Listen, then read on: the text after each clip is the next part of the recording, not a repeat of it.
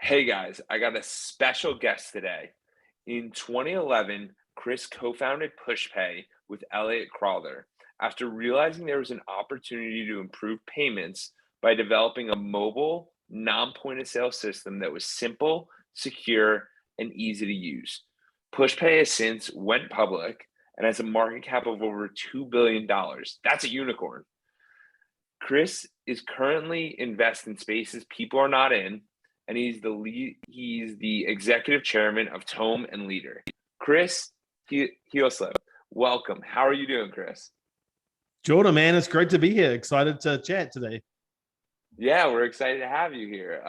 Your story is incredible, but where does it start? Where are you? Did you grow up in the U.S.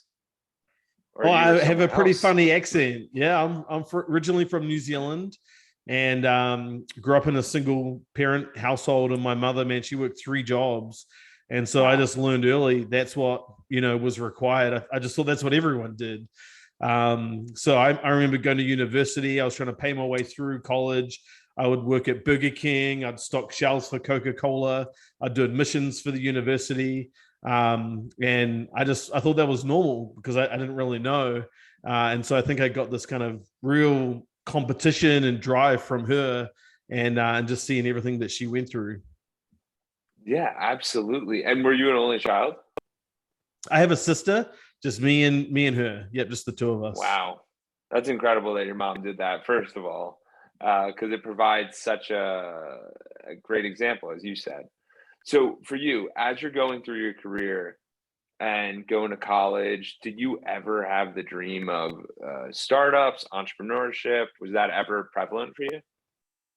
Well, in New Zealand, I didn't know what any of that was. I didn't know VC world. I didn't know startups. So my original career that she had chosen for me was she wanted me to be a CPA.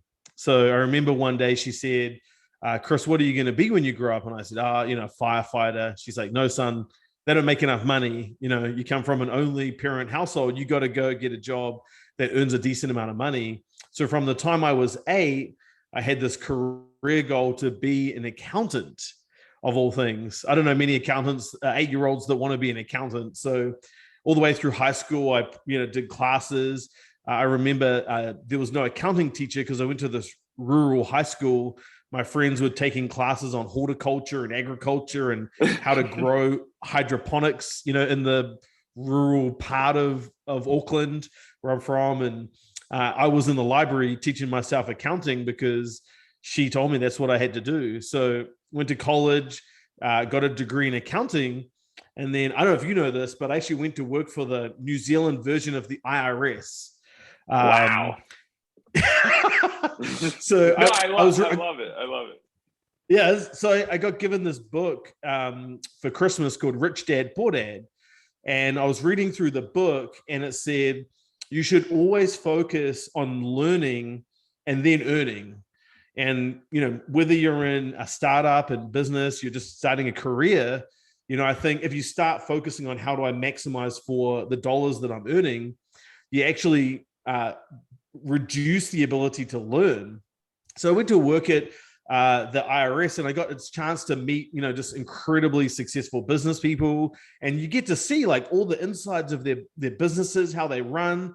You get exposure to like dozens and dozens of different industries, completely across the board, and you see like who's making money and who's not. And so this, pimply 22-year-old kid shows up with their badge and says, "Hey, tell me about your business," and people have to sit there and talk to you about how they run things. And so it was, maybe not why I went there, but the learnings I got from being there was just amazing. And so I don't know if that's a career path in the States, but I mean, it was just, looking back, one of the best ways to start a career. Yeah, absolutely incredible. I'm smiling because I was told the same thing, and my brother was told the same thing. And my brother actually, impressively enough, he ended up getting all 4 sections of the CPA, and he just started working full time. Incredible. For me, I ended up passing. No, I didn't pass one of the exams. I failed all 3. But what I realized is I never wanted to do that. I wanted to have the accounting degree for when I went into business to understand Exactly. So I didn't get bullied around by the accountant going, no, we're good. And I'm looking at the numbers and going, we're absolutely not good. We needed to understand that. So I completely understand that value. Well, I think it's like one of the best places to start. And one of the things my mother said, even though she didn't know a whole lot about accounting, was, "Hey, if you get an accounting degree, it can help you whether you want to run your own business, whether you want to work for someone else, whether you want to be in a big four accounting firm. It's going to help you and give you career options." Versus maybe a super narrow career path where you just simply don't have those options.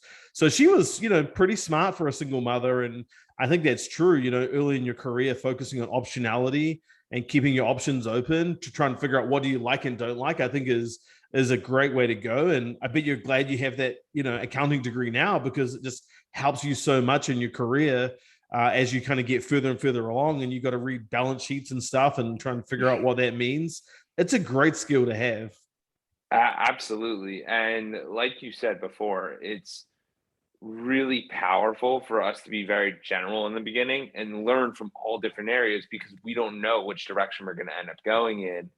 And with you, with the IRS, where you had that role, what were some of the findings that you had with the different people you encountered? It was just like, well, I'll get to that in a second. But one of the things was just like learning about property deals and all kinds of. You just learn just even some of the basics and the blocking and tacklings of business. You come out of college, you think you know it all, and then you get into a real world job, and you're like, I have no idea about anything. And so it really took some time to just try and figure out the basics. But then when I started to meet with these really large, successful organizations and business owners, this is going to sound really odd, but when you get to see behind the curtains, like you assume from the outside that big businesses, they have some secret sauce, they have some kind of secret that they're not telling the world about. And then you get in there and you start looking at the books and you meet people and you realize these big businesses are just like small businesses, except they're bigger. There's nothing special about them. They do the same thing, just 100 times bigger.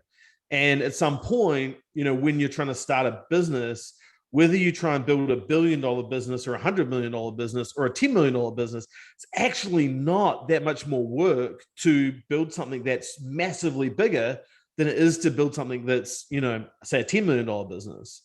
And that probably just sounds obvious, but when you get to see these businesses, you realize they all have a VP of marketing, they have a CFO, they have all of the same kinds of things. They just end up with a lot more people, a lot more customers, a lot more manufacturing, if that's the line of work they're in. And so it gave me this kind of almost confidence that I think I could do this. Like there's nothing really special about it. No, it's hard, but there's not any special skills that I would need to have because I had a chance to meet these people and they, came from nothing typically and have worked themselves into some position. And it just gave me this internal confidence that this can be done because I'd seen people and heard their stories, and there wasn't some kind of magic potion they took. It was just hard work and learning, and they put together amazing businesses. I I think it's absolutely incredible that you used a job that you weren't that happy at, or might not have been the first pick, and you used it as mentorship. You used it as guidance. You used it as an example, as you were able to learn from everyone. Because we have to realize that we can learn from people who are older from us, younger than us, better than us. Young, no one's better, but you know what I mean. People who are further in their career, whatever it is, we can learn from everyone. And if we take that student first ability, then we're able to go much further. So, where did that take you? This Well, let me, intrigue and feeling like you yeah. can take on these different endeavors. Well, let me say this. Like, I think, people ask me, well, how do you start a business? And I say, look, the first thing you got to do is learn, and then you got to go and figure out how to commercialize it. So people have this idea in their head of what they want to build already, but they haven't gone out and talked to customers. They haven't figured out what the pain point is. And it kind of, that kind of like, I'm off. I quit my job. I hate my boss. I'm going to go start something. But it takes this humility to actually be like, even though I have an idea and even though I kind of know what I want to build, why don't I go and ask some customers or potential customers first what their pain point is? And one of the rules of thumb is you got to do at least maybe 10 customer interviews before you start writing a single line of code or you start building a product.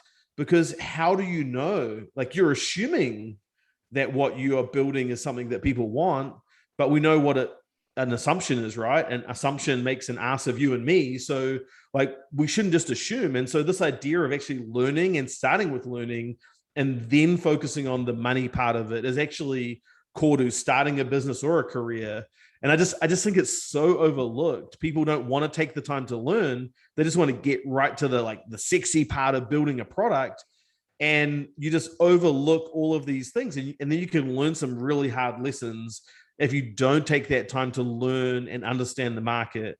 And we did this at PushPay, we did it at Leader, we did it at Tome. We sat down and we just asked people, hey, what do you do in this situation? How do you do these things? What products do you use? Who's the competition?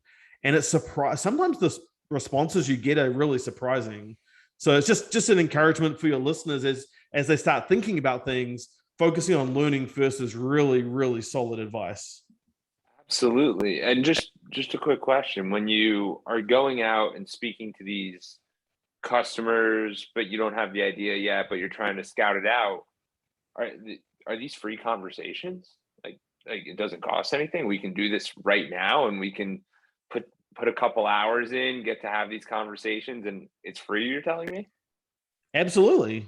And I mean, I always sometimes buy people a $50 Amazon gift card just to say thank you for your time. But if you know people already and you can just call them up and say, hey, can I buy you lunch? Then, for the sake of 20 to 30 bucks and an hour of your time, you're going to learn a lot.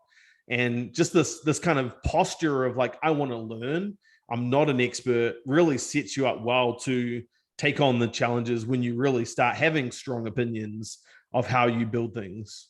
Yeah, absolutely. And I think that student mentor dynamic is so powerful, because if you sit there and you're already open to them, like, hey, you're the guy who knows what's going on, I'm just here to learn, they're much more open and they don't view you as competition. They don't view anything. They're just eager to learn and they want to be around these people. People are so generous with their time. If you're just like, hey, I really don't know anything about this space, can you help me? Most people are just so generous, they're really willing to help. But again, you just come at it from this posture of, I'm a student, I'm humble, I'm willing to learn. And then people are very open to it. But if you turn up and you say, I got all these ideas, like, just tell me that I'm right, people aren't so keen. Yeah, that's a much different approach, but I'm glad we're diving into it and having the distinctions there, because you have to be humble, like you said. You have to be receptive to their knowledge. Even if you don't agree with what's going on, you're still it's the learning phase. And I don't know that this Exactly. is discussed enough. I feel like this isn't. No, I tell even entry level staff is like, learn and then earn. If you want to optimize for earning, you're going to be in that same job for 5 years from now. But if you optimize for learning, your career path can take a wild turn. It can go from sales to marketing to customer support, and all the way you're learning, and then so many opportunities open up for you. And I see that with staff that I work with, where when people turn up and they want to learn, they want to grow, then there's a lot of different roles I can put those people in.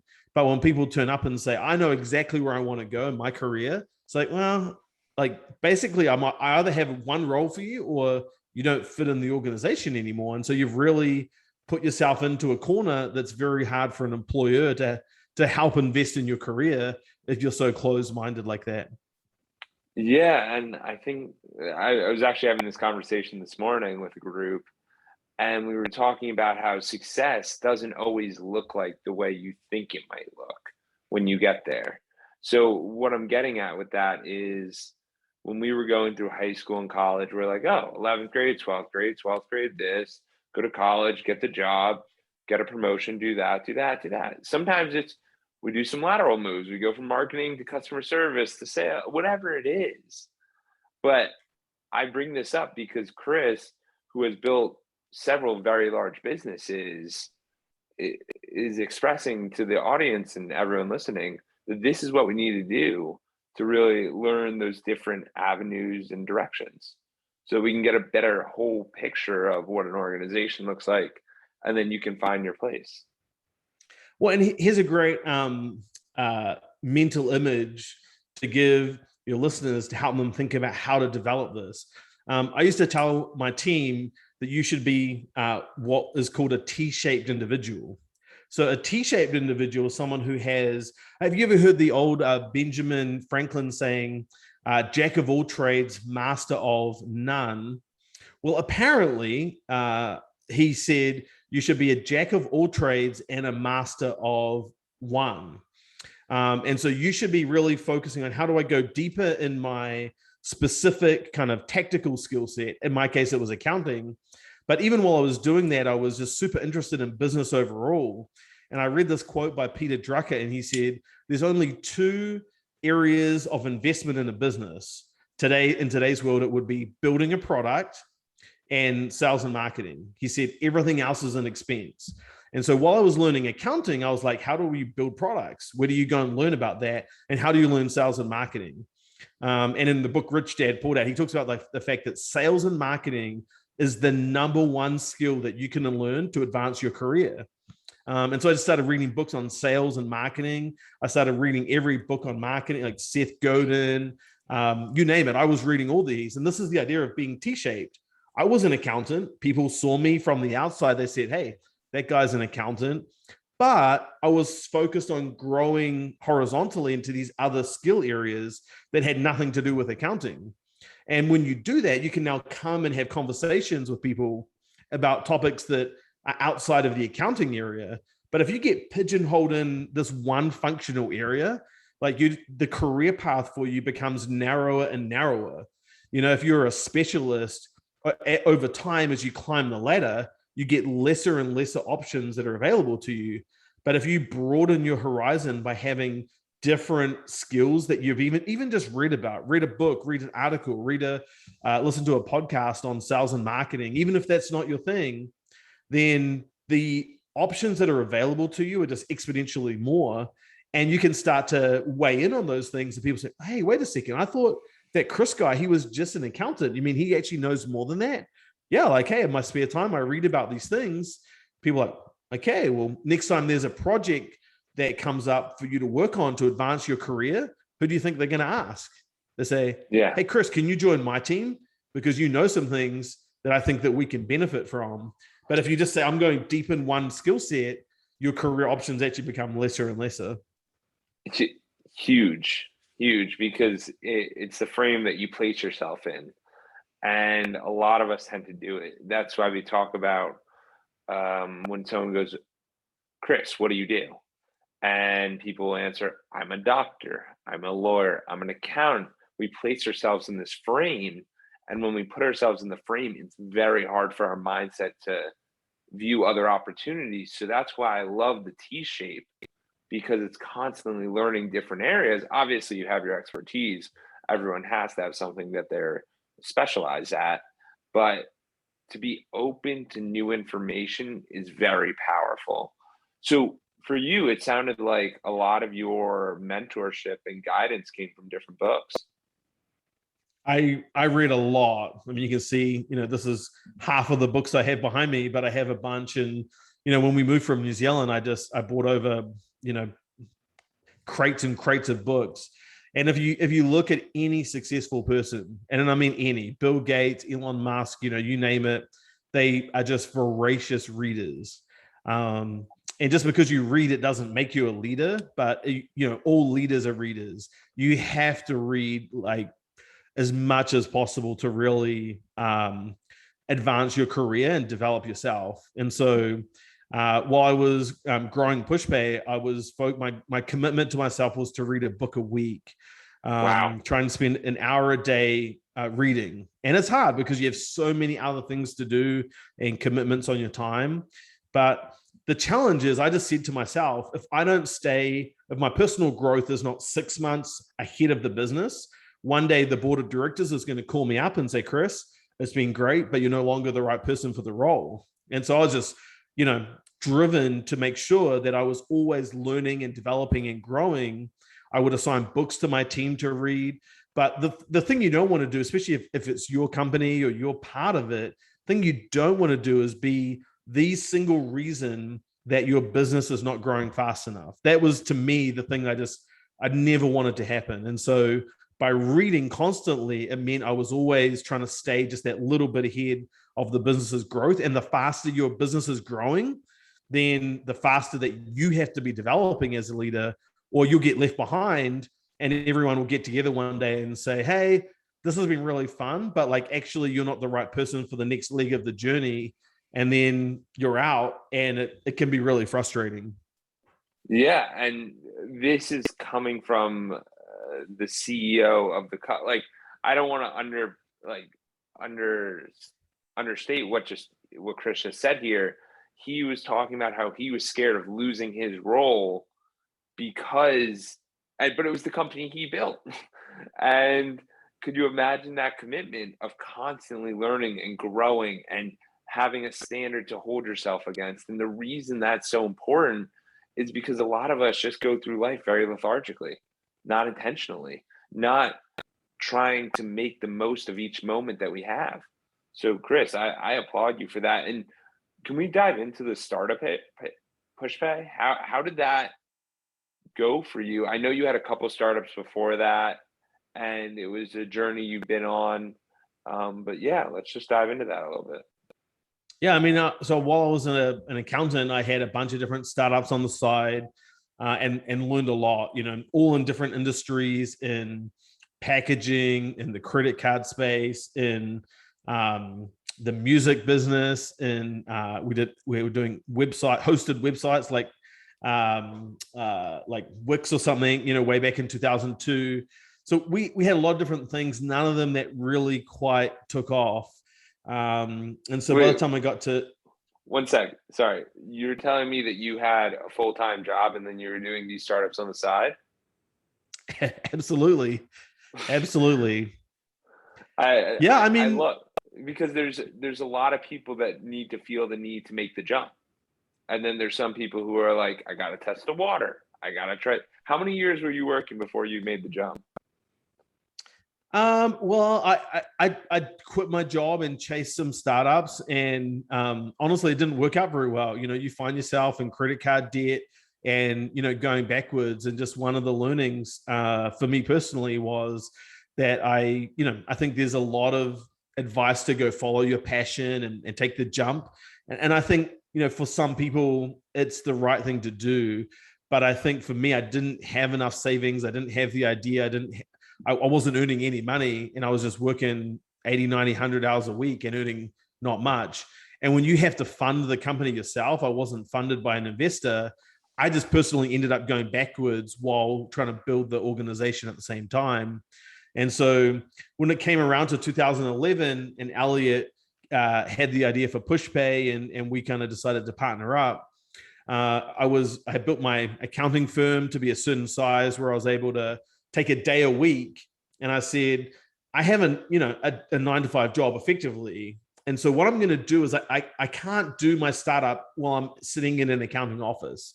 I actually have to drive across town and get a completely different office to change my mindset, so that when I walk into this office, I'm actually thinking about PushPay. And I have a different cell phone. I just leave the CPA, the accounting stuff behind. I walk into this office. I'm here to do PushPay. And I had this friend, he had this gym, he had this like office space that was kind of barely finished.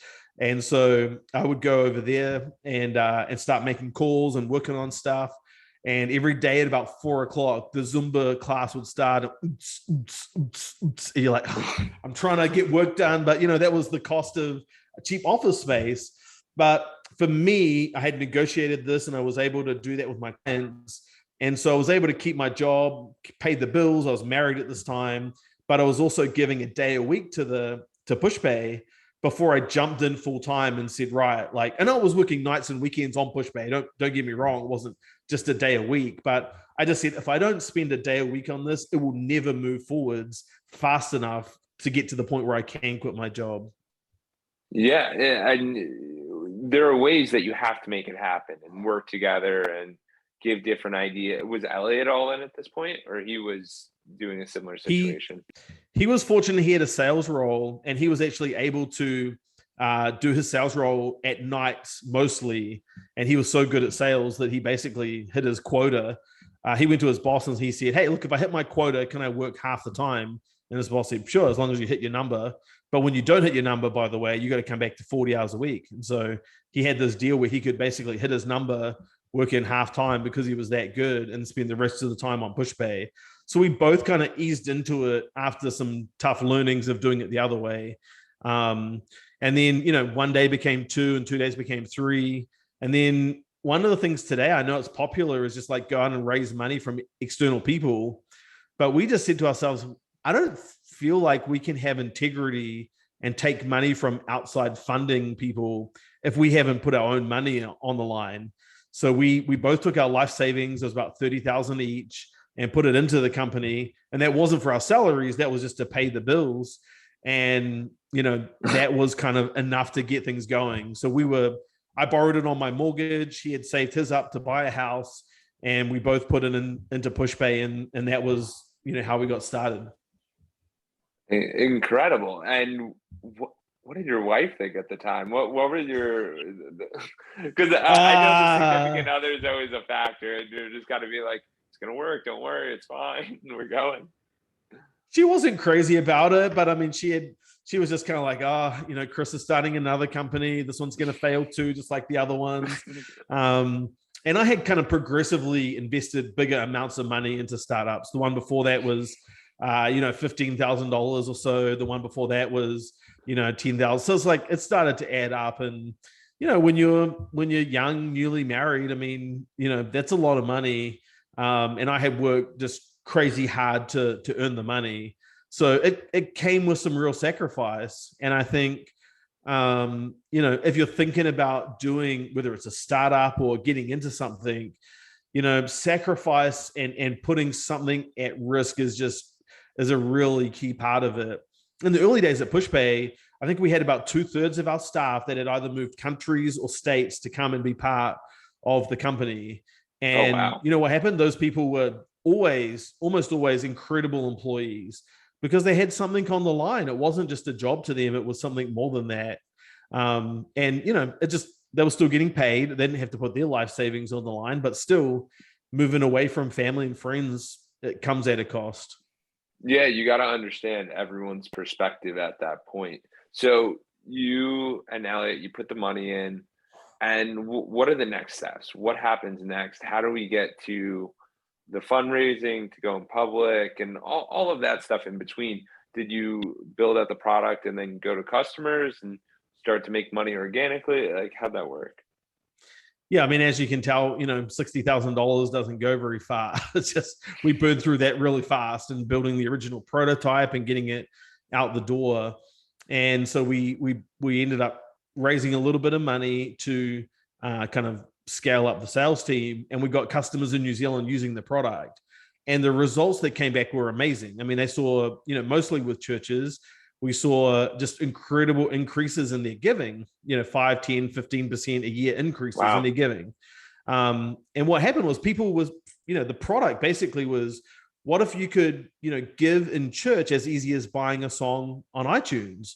Because iTunes had made it so easy to click and buy a song in 10 seconds. And yet people in church wanted to give hundreds of dollars, and they had to write a check or they had to do it online. It was just not a convenient experience. So PushPay was really the first mobile giving app that existed for churches in America. And so when we started having people use this, especially younger people in their 20s and 30s who didn't always even have checkbooks, they found it so convenient, and the results started to speak for themselves. So we kind of knew we were onto something early, but the question was, how do you get it out to people so that, a lot of people could hear about this?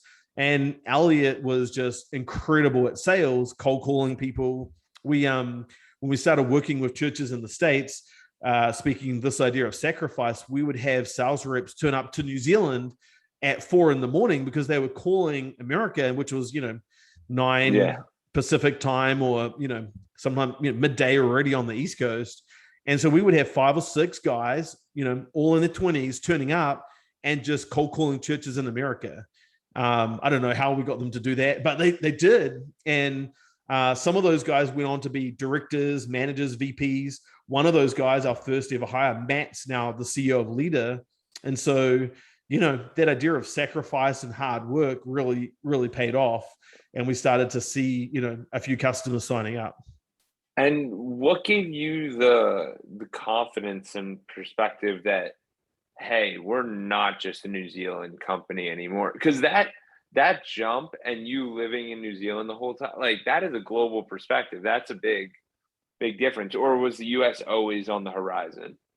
Well, part of the problem was New Zealand doesn't have a lot of churches, so we ran out of the market pretty quickly. And we said, well, we've already invested hundreds of thousands of dollars into the product.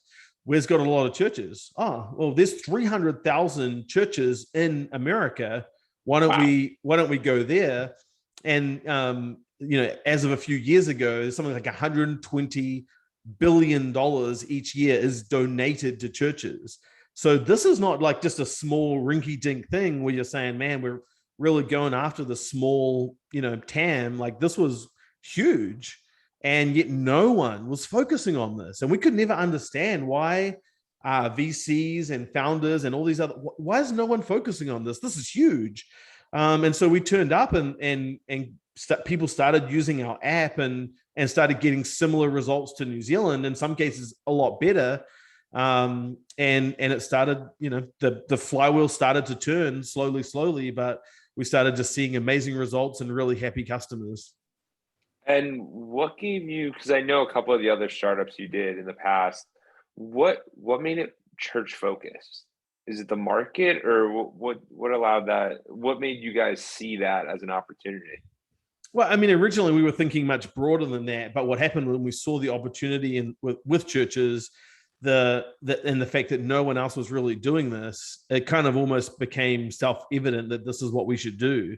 And just the feedback from our customers that were really happy and seeing positive results was like, yeah, we should. And Elliot's amazing, got amazing ability to focus.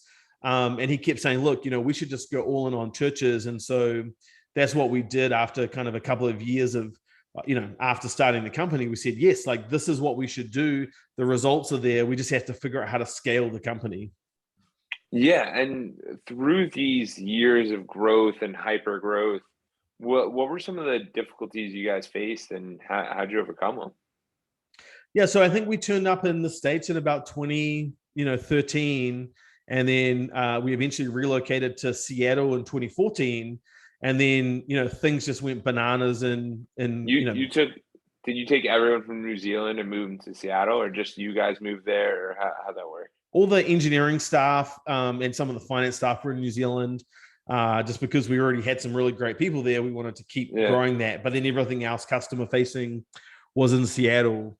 And from mid 2014 onwards, we went from about 1 million to 10 million of revenue in about 10 months. And the growth of the company just took off. And obviously we went public, super early in the cycle, and we raised $9 million in our public round, which is obviously small for a US round, but back in those days, it was a lot of money. And I remember sitting with people, and it was their personal money. It wasn't a fund who was investing. It was like mums and dads and farmers and people who had earned this money themselves. And so this was a big deal to them. And so the fact that I'd sat with them and seen the fact that this was their money, it comes with a lot of pressure then to deliver. And so we just started learning the SaaS playbook and how to scale an organization. And it was just, running around like crazy trying to grow this organization. And so some of the things, that I think stick out to me, number one is just people. Every single thing in business comes down to people. And it's the way I think about it now too, is you don't really have a growth problem. You have a people problem. It's not that you actually don't know how to grow the company. It's that you don't have someone on your team that knows how to grow the company. And if you found the right person, then you would be able to scale and grow faster. And that comes with a lot of pressure because, like I was saying, I was trying to constantly focus on being the right person, but also put a lot of pressure on my team to say, are you the right person? Do you have the answers? Are you learning and leveling up? Or are you eventually just going to say, hey, I was the person who was here from $1 million to 10 million, but I'm not a $30 million a year revenue VP? And in some cases, it's just people have natural skills that fit to one or other of those stages. Very few people scale the whole way. And one of my board members one time, he said to me, how many people do you think are at Facebook that were there on day one? And I was like, I don't know. I've never really thought about that. He said, one person, only Zuck. Everyone else cycles out eventually, right? Some people are great from 0 to 1 million, some 10 to 50, some 50 to 100, but you have to realize not everyone is there. It's a relay race. It's not everyone is going to make it forever. And when you realize that, it's like, okay, I've got a VP in a specific role who's not working out. That's okay. Maybe they've been here for 2, 3, 4 years and they've run their race and it's time for them to pass the baton to the next person. But in the early days, I struggled so much because I'm like, this person's been so loyal. They moved states, They did this. But it's like, you have to really sit down and evaluate that and say, can this person get us to the next stage? And if the answer is, I don't know, you really have to start thinking about that, because if you had someone better in the role, would the growth of the company accelerate? Absolutely. So it always comes down to a people problem is really, I think, the biggest learning. Yeah, I think that's a huge distinction that you brought up there, that as the growth goes on, people are at different points. This was explained to me the first time by one of my mentors, this guy, Howard, and he did building like in the beginning of his career, and he's like, yeah, we would build 10 houses a year, and then we'd build 100 houses a year. But he's like, I can't have the contractor because the contractor can't handle more than 5 houses. So now I got 10 contractors trying to handle these. And you just realize that there's these limitations, not on you, there's limitations that people place on themselves. And that's just sometimes what happens. And that ability to, is this a good fit for you? Is this a good fit for us? I think that's really powerful that you brought that up, because a lot of people are used to, we've been here forever, it's going to stay the same in it as it's always been. I mean, you brought up Facebook. Facebook is talking about changing their name as they want to be all in on the metaverse.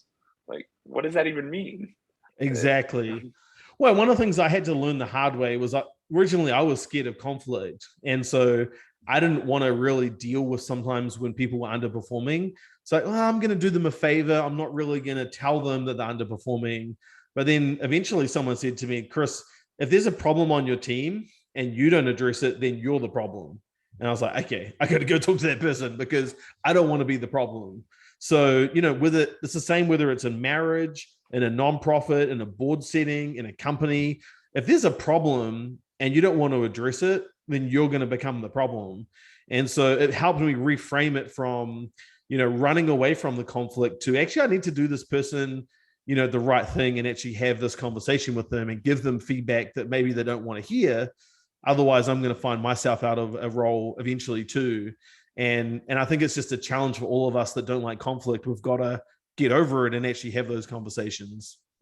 And it is exponentially easier to do those confronts or care fronts, however you want to say it, to do these confronts in earlier on, because once it piles up, then people erupt and you don't want to be at that place of you're fired. And when someone says that, it's like, what did I do wrong? How did that work? I don't understand. You have to have these confronts along the way so that people understand, and it's a measuring and monitoring of where they're at that point, and if they're going to continue on the same trajectory that you believe that they're going to be on. So I think that's huge.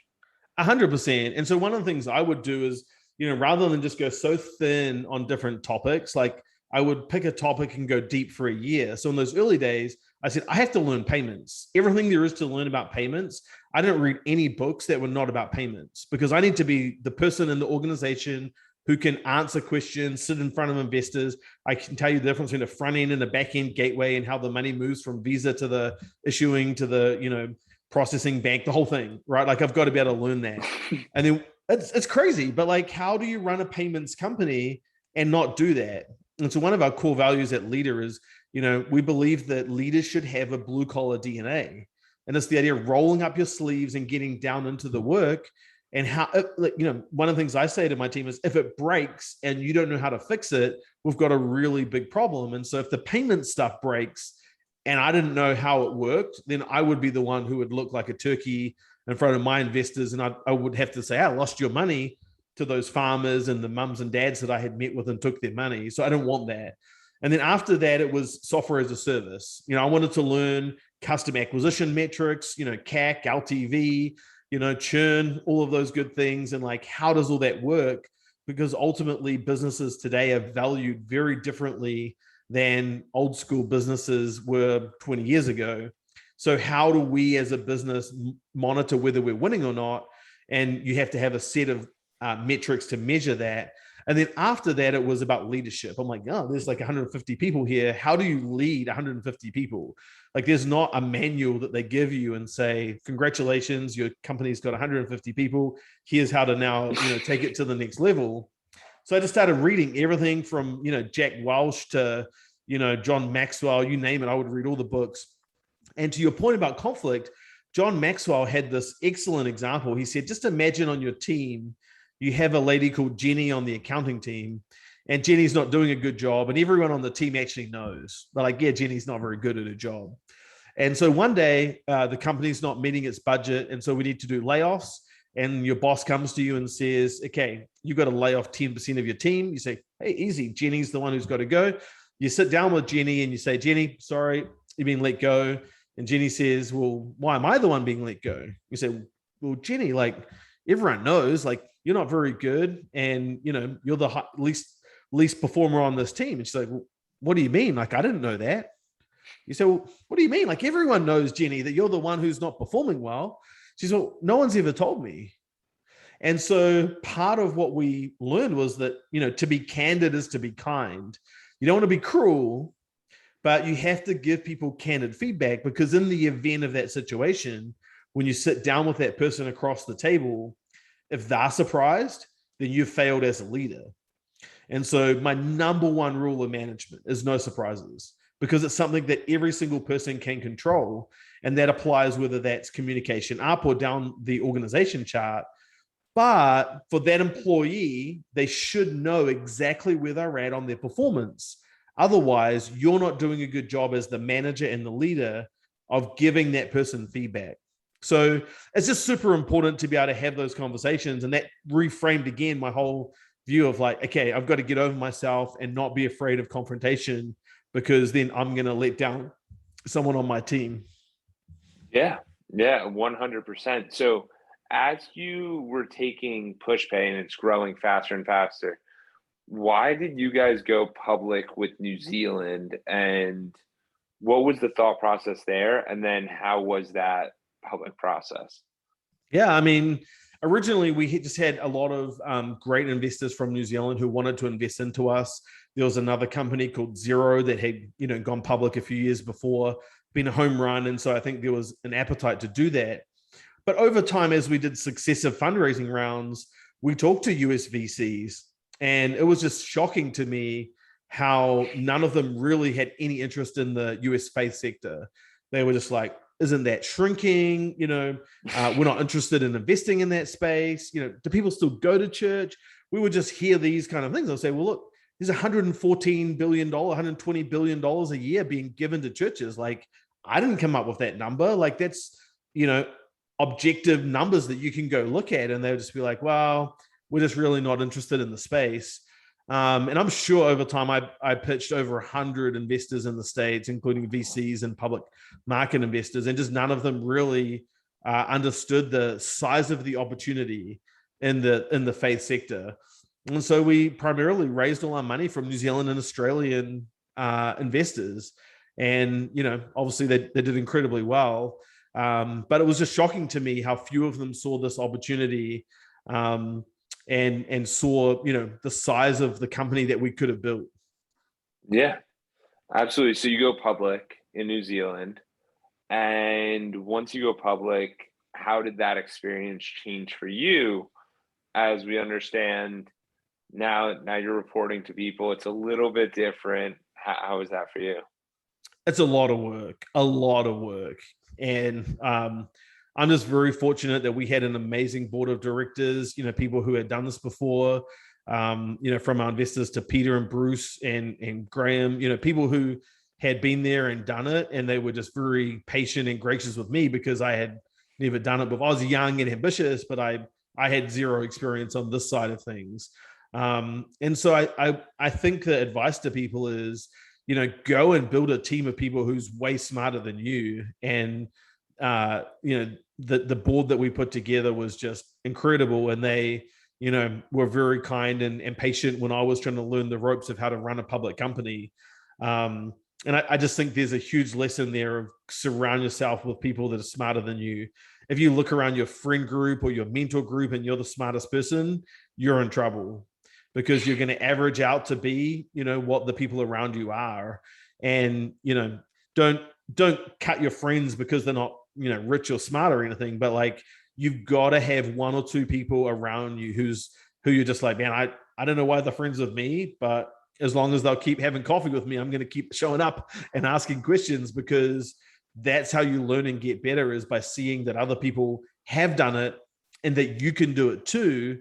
Because, I love it reading biographies, because you read about these people. Abraham Lincoln, man, dude was a messed up, he had some problems, and it's like, there's hope and encouragement for us when we realize the people who are the greats in history, they had as many problems as you and I did. And if they can do it, we can do it too.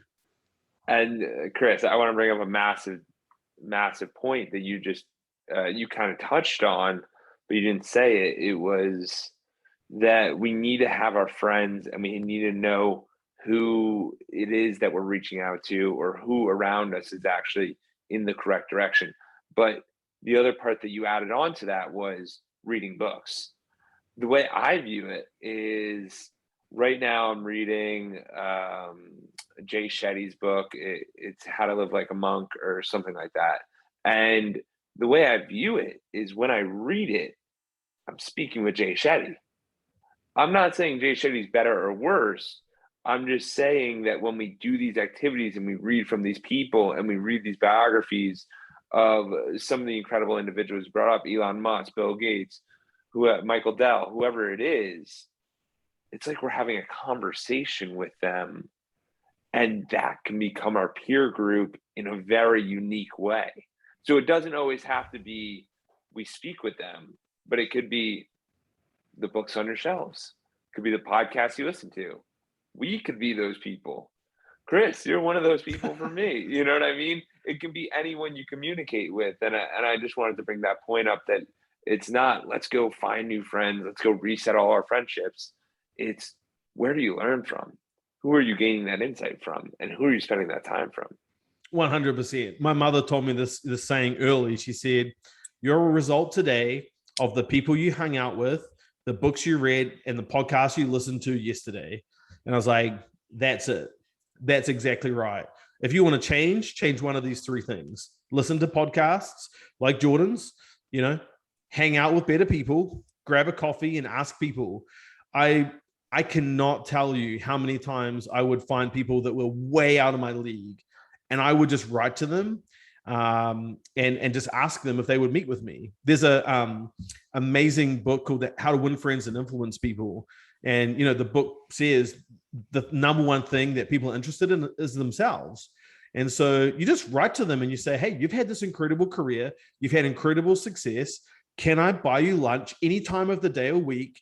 Wherever you want to meet, I will be there if I can have an hour of your time. And you should just find a bunch of people and send these out and be extremely meaningful about it and intentional about it. And people are very happy to share their time with people. And so I would meet with people, and I would show up. I'd show that I had done the research, and I would have a list of questions, and I would go through them, and I would say, hey, here's the history of your firm. Tell me about, this thing here. And what do you think happens when you honor someone's time? You take notes, and at the end you don't talk about yourself. I'm not pitching you something. I'm here to learn. And at the end of the hour, I said, thank you so much for your time. Now, I got job offers from people. They didn't even know history and background. People gave me job offers because I showed up, I was prepared, I was interested, I had done my homework, and they're like, do you want to come back again? You want to hang out again? I'm like, absolutely. I've earned the right to come back a second time because I've done the work that no one else is doing. And it's not rocket science. You don't need any special skills to do that. All you've got to do is have a little bit of tenacity and do a bit of preparation. And you're going to stand out from 99.9% of the people out there. So it's amazing how many people are within your reach if you just ask and you're just candid and you're like, I'm just a young kid. I'm trying to figure some things out. I'm trying to learn. Would you help me? People are very, very open to helping people. I love that. When were you doing that, or do you still do that? I started when I was at the IRS. I would reach out to people and I would just go and have coffee and breakfast with them. And look, you can't get to Warren Buffett or Bill Gates. I mean, those people are just out of reach, but find someone in your community who's 1 or 2 steps beyond where you are and talk to those people. And they're very generous with their time. Chris, you're going to love this. That is exactly what happened when COVID hit. I thought about that concept and I utilized the podcast. And we're having these conversations today. And if you think about the exact steps we took and the exact steps that you described, it's as simple as, hey, come speak to my audience, speak to my people. And then the conversation's captured too. Yes. So you can reference back to that. Exactly. And just like this, you did the work and you've done the homework. It's like, you'd be shocked at how many people ask for your time and then they don't do the homework. Hey, tell me about Pushpay. Which country was it started in? You're like, you could have Googled for 2 minutes and found that out. Like, it doesn't even take a lot, and it's how you elevate yourself from the other 99.9%. So those people are within reach. They want to help you.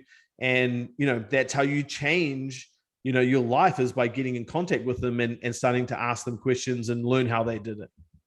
Absolutely. I 100% agree. And Chris, so with you leave Pushpay because of the public, you were more with the customers, right? I was listening to another podcast and that's what you brought up.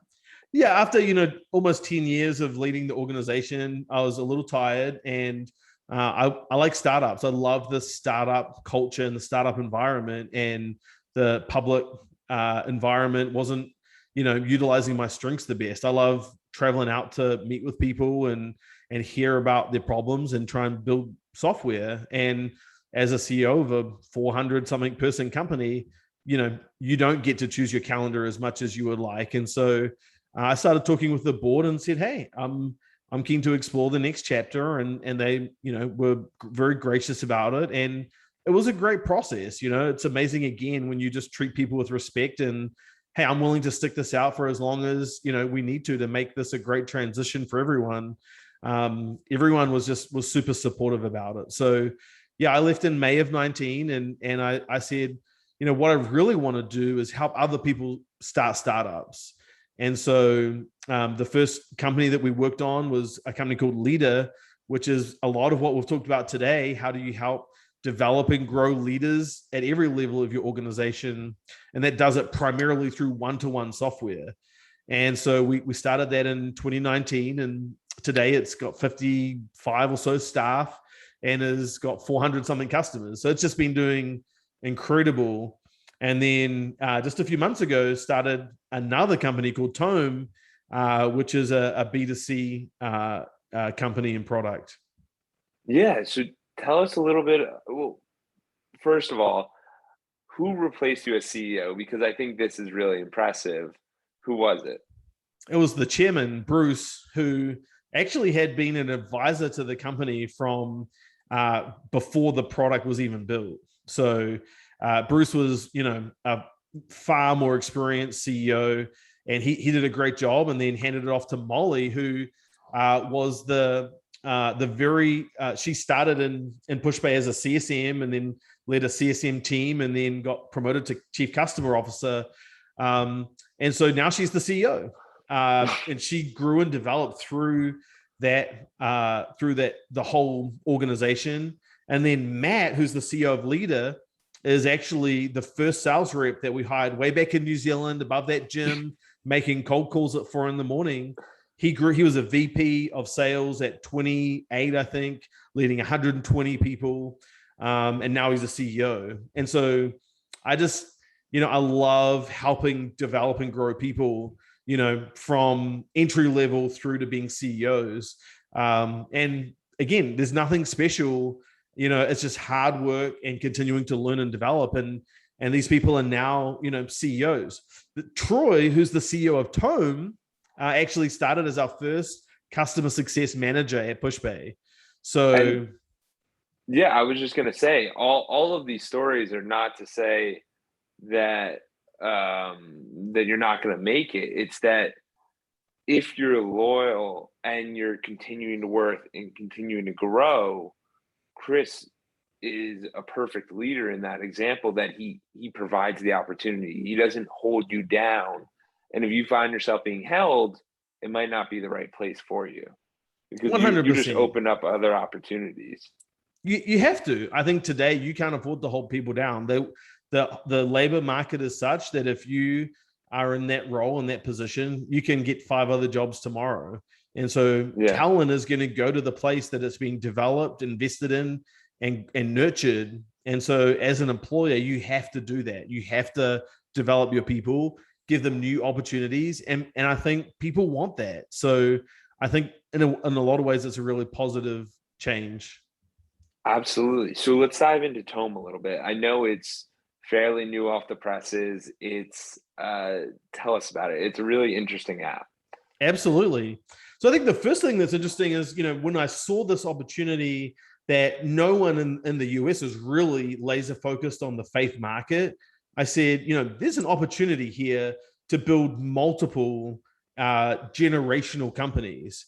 And the thing that just surprised me was that after Pushpay, it's a $2 billion company. It's, coming up on 200 million a year of revenue. Say, like, what am I missing? Why is no one else looking for the second, third, fourth, fifth Pushpay? If there's 300,000 churches, you think that there could be multiple companies that serve this vertical. And Peter Thiel talks a lot about this in his book, that the goal is to go and play where there's not a lot of competition. So Leader is primarily providing HR and one-to-one software to churches, other organizations too. But it's why we've been able to grow so fast, is because no one else is serving that space. And so we looked around and I started saying, why is no one really providing incredible world-class software that helps people engage with the Bible? And when you look at things like movies, The Prince of Egypt that DreamWorks made back in, I think it was 98 or something like that, or in the early 2000s, the fastest growing segment of the music market back when CDs were a thing was gospel and Christian music. So there's, historical comparatives that we can look at and say, this segment is ginormous from an investment perspective. But when you bring that together with your heart and your passion, and you start to say, I'm super passionate about serving this market, I think that's when something really, really special happens. And so Tome was really based on this idea of a problem that exists in the world. People are interested in the Bible, whether you go to church or not, you're interested. You're like, hey, what does this have to say about, marriage or conflict or identity or suicide? And how do I dive into that and explore that? And the idea we came up with was, what if we could get not just me sitting in a studio talking to people, but actually world-class communicators who had been through this before to share their story with people. And so it's just been going incredibly well. We're in the middle of a big launch at the moment, and our new season starts on November the 8th. And we have a mob boss, for example, and he, got thrown in the paddy wagon, thrown in solitary confinement, and then turned his life around, after that, and sharing his story of how to go from, we call it pain to power, or Miss America, or 3-time Super Bowl winning Dallas Cowboy, Darren Woodson. It's just these incredible people telling their stories, and how this book from thousands of years ago helped them along the way. Yeah, and to preface this, the first time I talked to Chris, I was looking at the Tome, and basically what happens is if you go on the Tome website, they have this video. It's 17 minutes long. It's incredibly done. And I was like, I'm really kind of enjoying this. I don't understand what's going on. And the first time I talked to Chris, and because I also want to preface that I'm Jewish too. So I haven't looked into like, I know some of it, I know some of the stuff, but I'm just not that. It's just, we're different faith.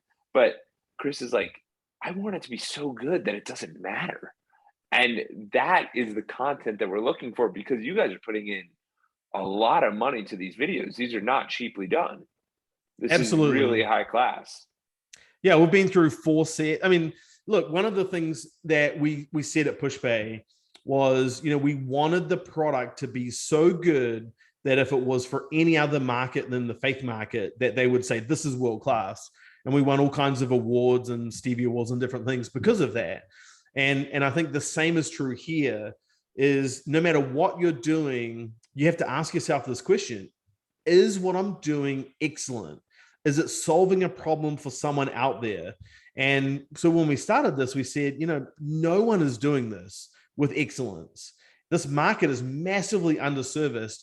How do we take truly world-class filmography, set design, incredible world-class people, and bring this to life? And obviously we'll put a ton of money behind it, but it starts with this culture of excellence that even you can build, when you're starting something small. And I think sometimes we kind of get discouraged because we see where we want to get to and we say, man, that's so far away. But like, let me encourage you and your listeners, one of the things I learned through observing startups was Steve Jobs was like well known as this kind of maniacal perfectionist. He just like relentlessly asked people to be, amazing and make everything perfect. But as a result, his products would take years to build and cost way too much money. And so when he came back to Apple, he relearned actually how to build products. And so when they started thinking about doing the iPod, the first product that they launched after he started to get back into the saddle, they launched the iPod. I think it was 11 months from start to finish. And it was, in some ways, it was horrible. It had a lot of problems with it, but it solved a problem for a whole entire set of the market. And then they relentlessly iterated that product, 19 iterations before it finally got sunsetted forever. And so this is the way now that we have to build products and companies. If you find a problem that needs to be solved, then you start there, and then you relentlessly focus on making your product and service better and better and better and better, like Apple did 19 times. And that's what Tome is. Tome is starting today with a problem that exists, and we're going to continue to make it better, film more videos, and continue to level up. And, that makes something that seems out of reach, very actually achievable, because we don't have to be perfect on day one. We just have to get started. Yeah, and it's the journey of 1,000 miles starts with the first step. It's you got to get started, you got to get it going. And this was really interesting to me because I was telling Chris before we started that I watched the Tome video again. I watched the Tome video the first time I met with Chris. I watched it the second time. Second time it kind of landed with me because I understood what was happening. It became a place where you can reference the Bible, you can reference your spirituality, because with Edwards Consulting, we have 5 pillars. It's mental health, physical health, community service, philanthropy, relationships, and spirituality. And most of the time with spirituality, people go, well, I don't know if I have time to go to church on Sundays. And I'm sitting there and I'm like, that's a pretty good point. Solid point. Then I realized that Tome is that element of spirituality that you can touch on at the tips of your fingers at a very high class level. And it takes 5 minutes. So, and you were explaining it as the Peloton to their something like that, right? Absolutely. During the pandemic, I think we started to see that, before the pandemic, we would just outsource things to people. We would say, I'm going to go to the gym, I'm going to go to a class. And one of the things that changed and is starting to change in our culture is now, I'm going to take control of my own health and I'm going to go get on the bike and do a Peloton ride. And so I think we're seeing the same thing happen in the faith space, where it's like I can outsource my religion to the church. Not people wouldn't say it like that, but it's like I don't have to worry about it because I just turn up on a Sunday. And now I think people are starting to say, I couldn't go to church for a year when things were locked down. So I need to start taking responsibility for my own spirituality and exploring what does that mean to me and how do I practice that every single day, because I don't need to go somewhere to actually take control and start to read my Bible and do my own things. Just like I don't have to go to the gym anymore because Peloton's in the house already. And I think you're going to see this across multiple different avenues where people are starting to take control back and say, I need to own my own spirituality, my own, physical health. And I'm going to do that perhaps in the quietness of my own home. And, I think churches are struggling. I mean, something like 40% of people have not come back after COVID because they're saying, hey, I'm going to, I've got out of the habit of it, or I'm going to just try and find a different way to do it. And I think it's just an interesting trend to observe that's happening across the board. Absolutely. So, Chris, I know we could go for another 3 hours. I really enjoyed speaking with you. Where can people find Tome, and where can people find you? Yeah, come and check out Tome at TomeApp, TOME, app.com. And I would love to hear your feedback. I'm on Twitter primarily. You can hit me up, Chris Heaslip on Twitter or chrisheaslip.com. I publish some different stuff there from time to time. And look, I'm just passionate about helping people start companies and grow into their full potential. So if I can help you in any way, please don't hesitate to reach out, and more than happy to point you in the right direction. Absolutely. I will put all that in the show notes. And what is one piece of advice that someone could take away today to apply to their life that will allow them to get one step closer to that fulfillment, whatever that is? Change the people that are around you. If you're frustrated and you're stuck, you need to go find one, maybe just one other person who can believe in you, mentor you, tell you that it is possible for you to get to where you want to get to. And it's just the number one thing that determines your outcomes and your happiness is the people that you associate with. Amazing. I appreciate you, and I appreciate this time together. This has been fun. Thanks, Jordan.